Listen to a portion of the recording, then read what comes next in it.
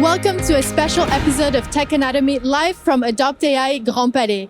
With me today, Reda Guiha, President of Pfizer France. Welcome to the show. Hi, Anka.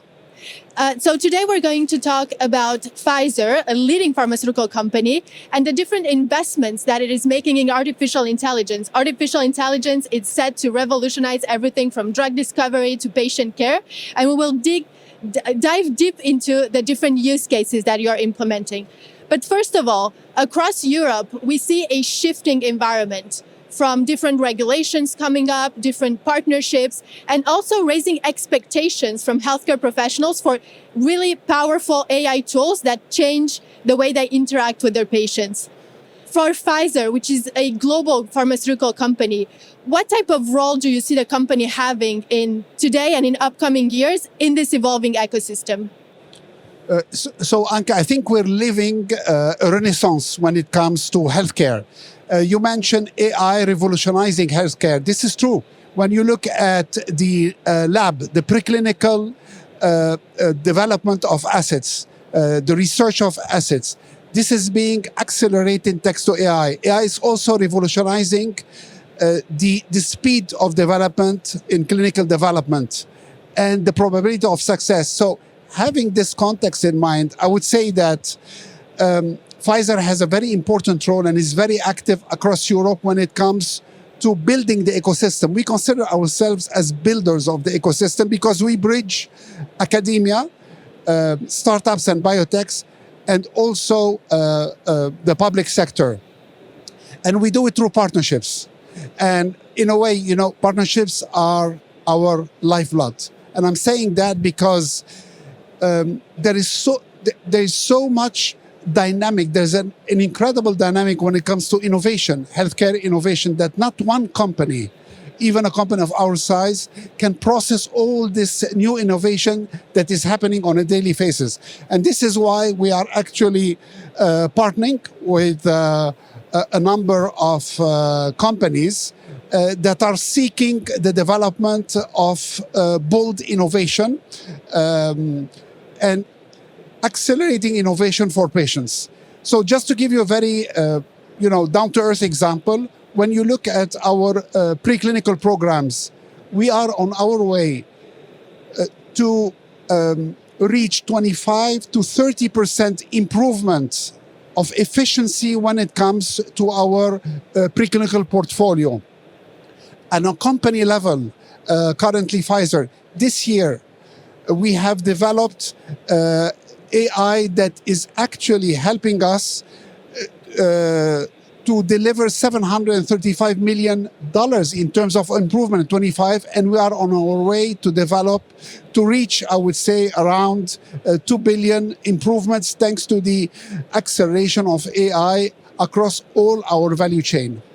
Well, these are very, very impressive first steps. If we are reaching a AI-enabled healthcare system, first of all, what does that mean? What does it look like? And second of all, what are the conditions we have to have in place to reach that ambition? So in a way, this is already happening as we're speaking. So just to give you a very concrete example, there is an indication, it's a rare disease indication called transthyretin amyloidosis. This indication is often misdiagnosed, by the way, for a more common, I would say, congestive heart failure, which is not the case.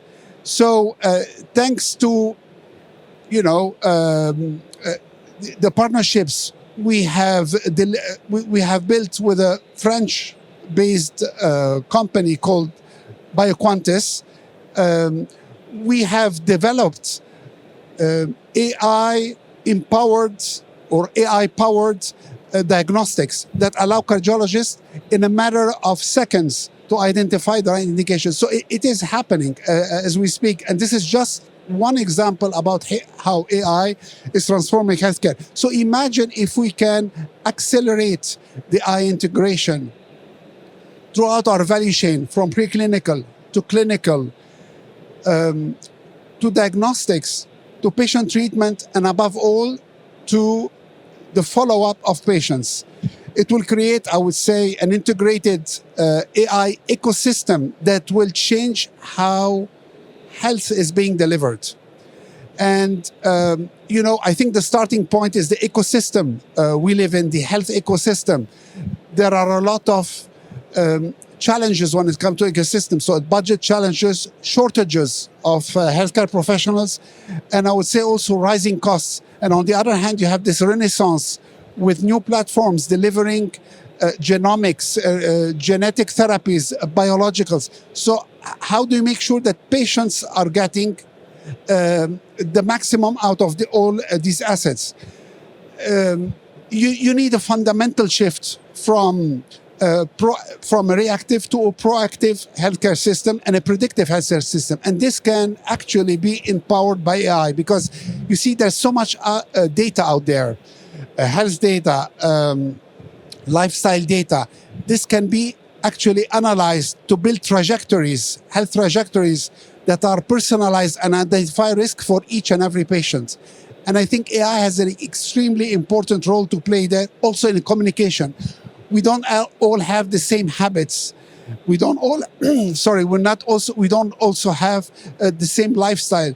So by integrating AI into communication, we can deliver the right message to the right patient at the right time. Of course, this is easier said than done, but AI is the catalyst for this new revolution, which is the movement from reactive to proactive care. Well, from what I stand, I feel like there are so many amazing use cases that we describe that we are starting to implement. But then when we go into hospitals and see the real use cases that are being implemented, we're still at the very beginning. If you had to talk to healthcare professionals, which you do, what are the use cases that you feel will bring the most value to them in upcoming years that they should focus on first? So, when you look at our clinical program overall, by integrating AI, and it happened, by the way, we augmented it during the COVID era, but just by integrating AI, we have managed to move the probability of success in clinical trials from 7%.